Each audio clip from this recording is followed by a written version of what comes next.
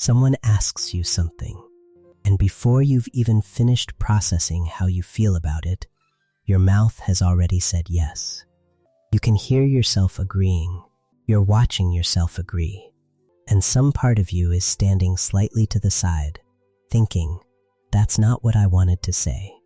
But the yes is all uncorrectable, and you'll spend the next 3 days managing the consequences of a decision you didn't consciously make. You didn't say yes. Something said yes for you. There's a name for what happened in that moment. A mechanism. And once you understand it, you'll never look at your automatic yes the same way again. 3 things this isn't. It's not that you're a pushover. Some of the most competent, high-achieving people you'll ever meet have this exact pattern. Pushover implies a personality trait. This is a nervous system reflex. It's not that you need to learn to set boundaries. You already know you can say no. You know it intellectually. And still the yes comes out. That gap between the knowing and the doing is the entire point. And it's not about wanting people to like you. This fires even when you don't care what the person thinks. Even when you actively resent them. The mechanism doesn't check how you feel about the person first. This isn't a character flaw. This isn't weakness. This is the 4th survival response, one that your nervous system built before you knew what Most people know 3, fight, flight, freeze. Nobody teaches you the 4th one, the Fawn Response. It's the nervous system's strategy of appeasement, making yourself agreeable, useful, and non-threatening when a threat is perceived. Not because you want to, because your body has calculated that this is the fastest path to safety. Most people know fight, flight, and freeze. Nobody teaches you the 4th one, the one that looks like kindness from the outside and feels like a cage from the inside. And here's what makes this different from simple people pleasing. The yes doesn't come from wanting to be liked. It comes from something much older than that. Something your body learned before you were old enough to have an... Chapter 1, the body goes first. Here's what happens. In order. In real time. Someone makes a request. Before you've processed the content, your nervous system has already scanned for threat, tone of voice, facial expression, history with this person, body language, all of it processed in milliseconds. Below awareness, a signal arrives, potential for conflict, disappointment, or disapproval if you say no. The fawn response fires before the thinking brain has been consulted. Before you know what you want, the body produces a softer facial expression, a slight lean forward, a smile that arrived before you decided to smile. And the yes. Thinking brain catches up 2 to 3 seconds later. You're already committed. You said yes before you decided yes. The decision was never yours to make. The alarm made it for you. Neuroscientist Stephen Porges at Indiana University has mapped this exactly. The social engagement system, which controls your facial expressions, your tone of voice, your relational signals, can be co-opted by the threat response system. What looks like warmth is actually the nervous system sending a message. I'm safe. Please don't hurt me. The smile that arrived before you decided to smile. The soft voice you used without choosing it. Not kindness. Calculations. So if the body goes first, before the mind, before the will, before the want, where did the body learn to do this? Because it didn't. It started somewhere specific. Chapter 2, Sara. I want to tell you about a woman named Sara. She's 31. Competent.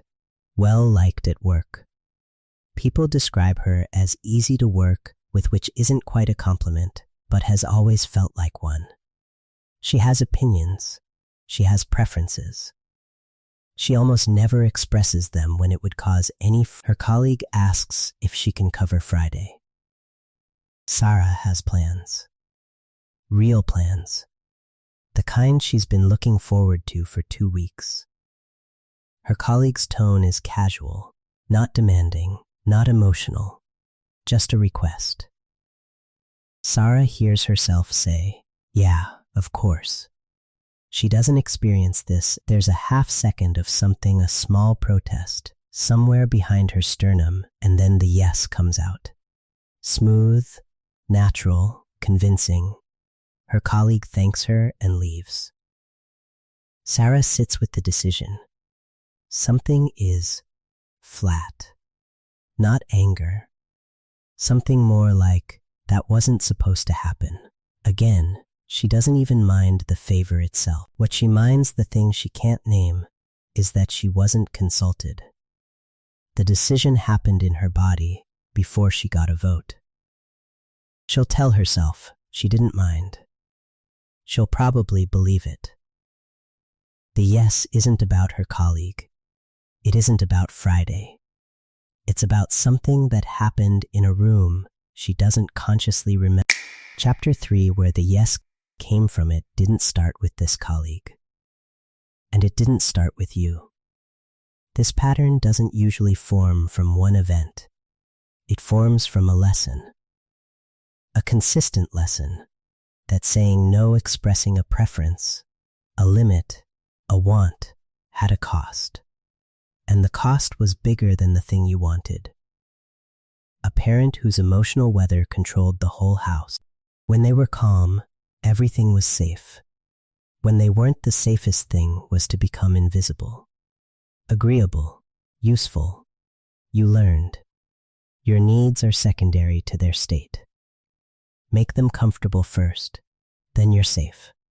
A relationship where saying no, even small no's, even reasonable ones, was met with coldness, or withdrawal, or a pressure that didn't end, and you learned, no is the beginning of a fight. Yes is the end of one. Over time, the calculation became automatic.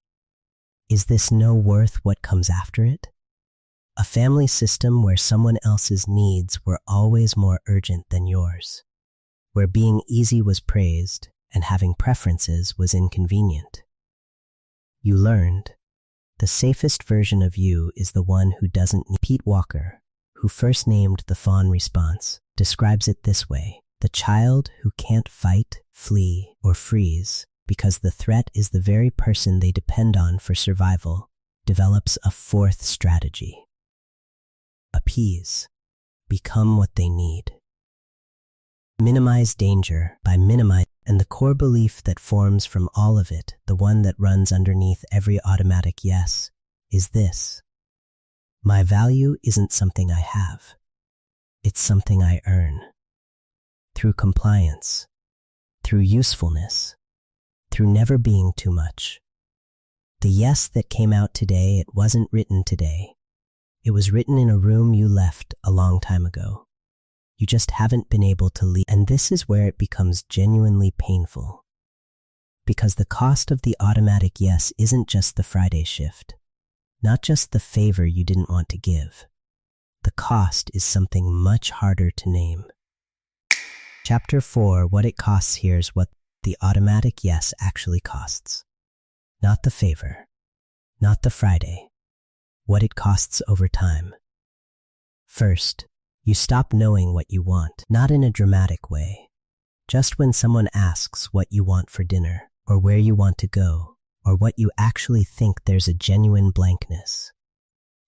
You've been so long in the habit of adjusting to others that the original signal has gone quiet, and you can't tell if you have no preference or if you just stopped checking. Second, resentment that has nowhere to go. You said yes. Nobody forced you. So how do you explain the feeling that follows? It doesn't feel justified. There's no one to point to. So it sits in you, unnamed, and becomes the low-grade sourness in relationships where you give more than you receive because the giving was never chosen. Third, you stop trusting your own responses. Watch your mouth say yes, while your body says no enough times, and something shifts. Not dramatically, just a quiet erosion. The sense that your reactions are yours, that what you feel is real, that what you want is allowed. The yes that protects you from conflict is the same yes that slowly teaches you that what you want doesn't matter enough to, because if any of that landed the blankness when someone asks what you want, the resentment that has no clean target, the sense that you've been performing agreement for so long, you've lost access to disagreement that's not weakness. That's what happens when a nervous system learns to protect you by silencing you. And what was learned can be unlearned. Chapter 5, the thing almost never said. Here it is. The thing almost never said about the automatic yes. It's not about the other person. It's not about being liked. Not about kindness. Not about avoiding conflict for its own sake.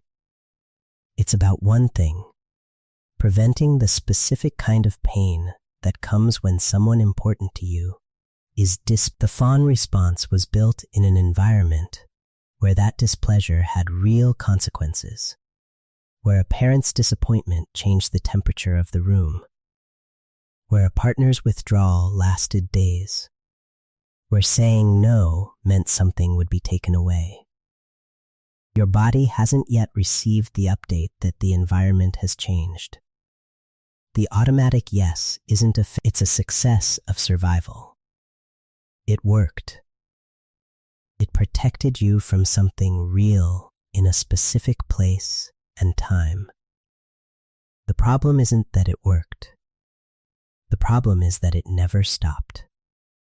And the people receiving your yes almost never know any of this is happening. They think you agreed. They have no idea they're receiving the output of an alarm system that fired before you had a vote. The resentment, the exhaustion, the slow loss of yourself invisible from the outside, carried alone. Everyone around you thinks you're agreeable. Only you know what it costs to be agreeable every single time. So what actually changes this? Not deciding to be more assertive. Something smaller and stranger than anything you've probably tried before. Chapter 6, the window the alarm fires automatically. That part doesn't change. Logic doesn't stop it. Telling yourself you have permission to say no doesn't stop it. You already know you have permission. The knowing has never been the problem. The alarm fires before the knowing gets a turn. You can't talk your way out of a nervous system response. But there's a window, a small one. It exists in the half second after the request arrives, before the yes has fired, before the body has committed. Something registers that doesn't match what you want. A small internal protest. A feeling that has no time to. That half second is the window. Not to say no, just to notice. Is this about now? Or is this about the room where the yes was written? The practical version of this isn't dramatic. It doesn't require courage or confrontation. It's something like, let me check my schedule. Or, can I get back to you? Not to buy time. To give the thinking brain a chance to catch up to the alarm, to create a small gap between the request and the response. In that gap, something real becomes possible. Not the yes you always give. Not the no you can't quite access yet. Just a moment where you were consulted, where your own wants were part of the over time, with each pause, each moment, where the yes was a choice. Instead of a reflex, the window gets slightly longer. The automatic becomes slightly less automatic. The space where you actually exist in your own decisions gets slightly larger. That's not a cure. It's not a fix. It's a nervous system slowly accumulating evidence that nothing catastrophic happens in the gap between the request and the response. You don't have to say no today. You just have to make the yes a choice instead of a reflex. The yes that came out before you decided it wasn't a mistake. It was a solution. One, your nervous system built in a specific place for a specific threat that no longer exists in the same way. You've been living with someone else's answer to a question that's no longer being asked. The work isn't learning to say no. The work is learning that the pause is safe, that the half second between the request and the response is yours, that nothing will fall apart in that silence, and that what you actually want, is allowed to exist there. You've been so well trained to put yourself last that you forgot you were in the room. If this named something you've been carrying, leave one word in the comments. Just one. The feeling, the moment, the yes that came out before you decided. You don't need to explain it. The people reading the comments will understand exactly what you mean. I'll read every single one, and if this described someone in your life, someone whose yes you've always accepted, without questioning what it cost them, share it with them. Sometimes the right words arrive before the right conversation. Subscribe, not because this channel has answers, but because next time we go into something directly connected to this. Why you keep helping people who never asked you to. Same nervous system, different door. I'll see you in the next one.